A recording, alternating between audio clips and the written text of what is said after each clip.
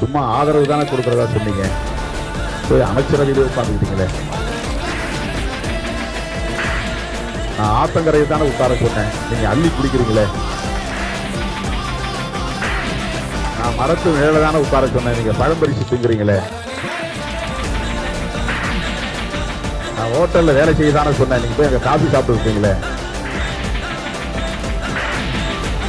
என்று கேள்வி கேட்பது போல் இருக்கும். திமுக தலைமையிலான கூட்டணியை தேர்தலுக்கு முன்னால் கட்டி காப்பாற்றியவன் திருமாவளவன். அடித்து சொல்லுவேன், நெஞ்சு உயர்த்தி சொல்லுவேன், தலை நிமிர்ந்து சொல்லுவேன். ஏன் அப்படி சொல்லுகிறேன் என்றால் அகந்தையால் சொல்லவில்லை. என்னை ஒரு துருப்புச் சீட்டாக பயன்படுத்தி அந்த கூட்டணியை உடைக்க முயற்சித்தது உண்மை, யாரும் மறுக்க முடியாது. நான் கரையேறிட்டேன், நீங்க இன்னும் கரையேறாம நிக்கிறீங்களே.